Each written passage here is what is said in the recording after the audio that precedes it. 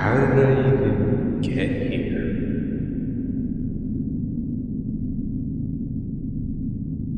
Wow.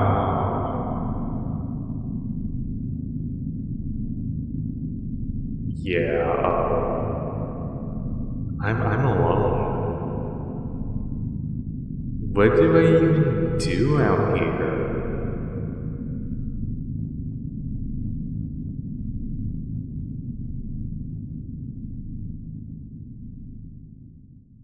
Okay, so you guys absolutely loved the last video, so here I am with some more Lovecraftian games to look into.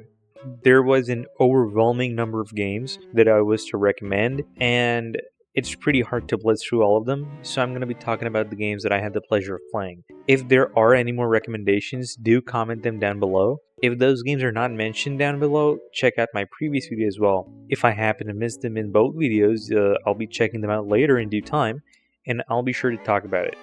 Before we continue, be sure to hit the like button and subscribe for more future videos, and hit the bell icon so that you are notified when the next video comes out. Without further ado, let's get talking about the scary stuff we can't really understand. I'll be starting off with a slower title, which is The Shore. The Shore plays like any other hidden object walking simulator horror game with some mild FPS mechanics and some chase sequences, but what it has really going for it is the plot.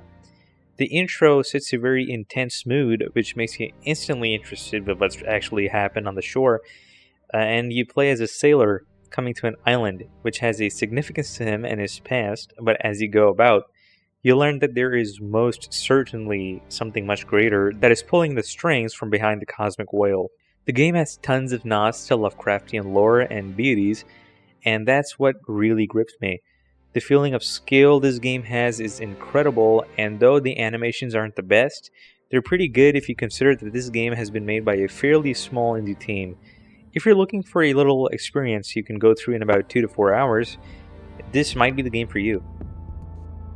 Darkwood is one of those games that are so rich in atmosphere that you simply can't let it slide. Darkwood is set in an overgrown forest that is so thick that every possible exit has been blocked by plantation. What's worse is everything in the forest has been deformed and wishes to kill you. You are lost and isolated with only a few characters that will interact with you, and you only have yourself to have your back. The game explores a large variety of Lovecraftian themes, and though it's isometric, it does not sacrifice any sense of tension and claustrophobia. The sense of depth is incredible, and you'll have to scavenge just to make it by the skin of your teeth. The game offers multiple endings, so it favors replayability in that regard, and that is why it's one of the games that I would highly recommend you check out, especially if you're looking for something that's very, dripping with atmosphere. We're now going to pick up the pace with the sequel to one of the best JRPG horror games I've played, and that is Fear and Hunger 2 Termina. This game is the sole reason it's taken me this long to make this video. It's that fun. The game improves a lot and improves almost everything that there was in the first entry. The improvements range from a larger character roster with rich lore, a world that has tons of interconnections, being able to move in 8 directions, which is a huge improvement, and more spells to learn, better visuals and score, and the lore grows infinitely deeper.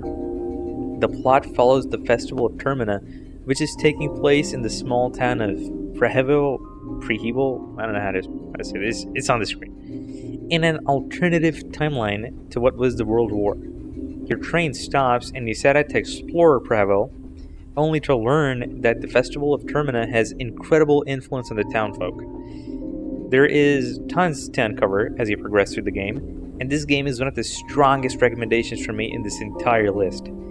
Do note that this game is incredibly difficult, and though it is, it's tons more accessible than the first game, and if you're familiar enough with the lore of the first one, I highly suggest you actually play Termina.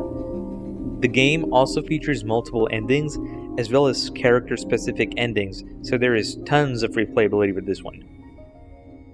Now we're down to a more action roguelike path with Lovecraft's Untold stories. You progress through chapters, fighting and killing every monstrosity and cultist you see. All the while you have to learn about the old gods so you can finally take them down and end their tyranny. It's literally in the title, so you can expect to see tons of Lovecraftian lore and the mentioning of various Lovecraftian entities. The game does get pretty hard quick, but it favors replayability as you get stronger with every run and you get closer to taking down the old gods. The game has an isometric perspective and it's actually pretty fun to go through, and if you're a fan of how Enter the Gungeon plays, this game is going to be right up your alley. Prey is a beautiful immersive sim that sadly didn't get enough love as far as I saw. It's an intense horror first-person shooter that plays very close to games like Deus Ex. I'm not going to talk about the plot because I'd be spoiling one of the strongest points it's got going for it. Yes, even the intro to the game is that good. The gameplay is incredibly solid and you'll actually feel incredibly tense when you come face to face with the alien dudes that are on board. Mimics are also a thing, so you'll be on edge whenever you enter a new room. Wherever you are, everything is against you.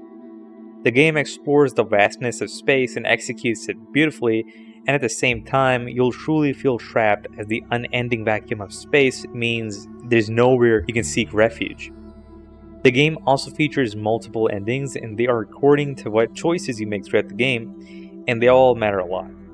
Prey has been developed by Arcane Studios, who are also behind the Dishonored series. The game is far from easy and you'll actually be pretty scared.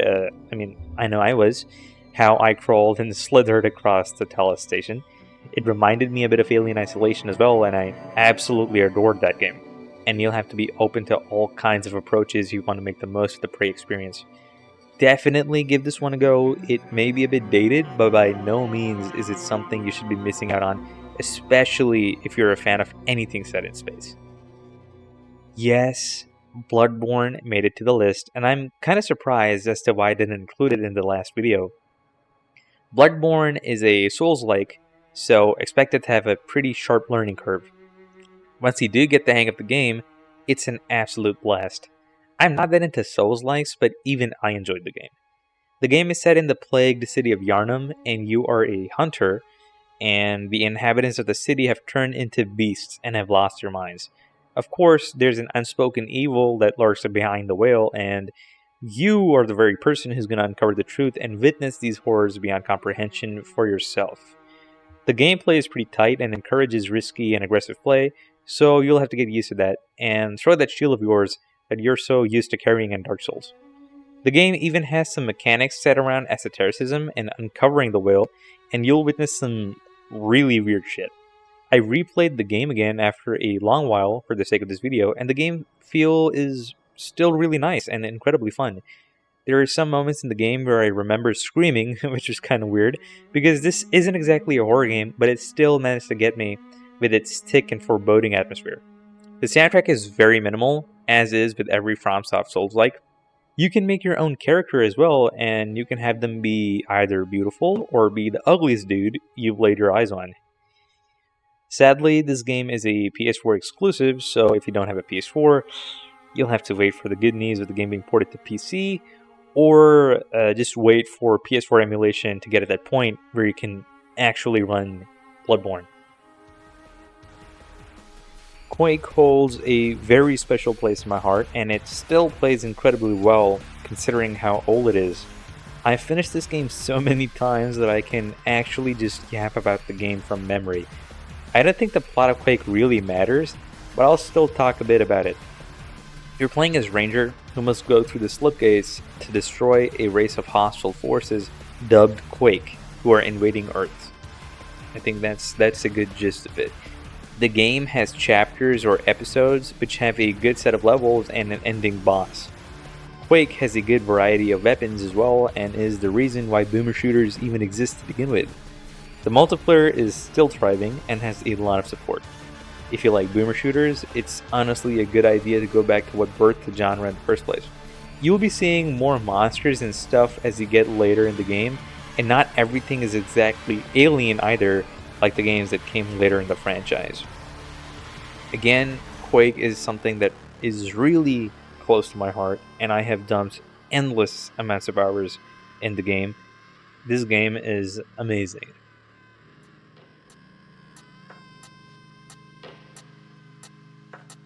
So that wraps up the video.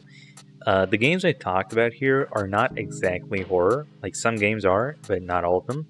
And I think I'm doing it this way because there are so many games that follow Lovecraftian themes that are really good. And if you're just gonna look at the horror subgenre, we're gonna overlook all of these amazing games that you're probably missing out on. There are tons more games that I would like to look into, and I have not mentioned them because I haven't played through them, so I can't really talk about them anyways. I could always watch another guy review it and say the same stuff he is, but that wouldn't really be honest of me, and I wouldn't be able to give my honest opinion on the game either. So that wouldn't be an honest review, I would just be regurgitating what someone else said. If you mentioned a game in the previous video and I did not cover it, don't worry, I'll actually get to it. I've made a list of all the games that have been mentioned in that video, and I will add games that you'll mention in this comment section, and I'll keep in mind to include them in the video. So yeah, I hope you guys enjoyed the video. If you did, leave a little comment, like the video and subscribe, and also click the bell icon so that you can get notified whenever I upload a new video. I also make my own music, and if you happen to be interested, I have links for that as well in the description down below. You can check it out, and see you guys next time. Thanks for watching.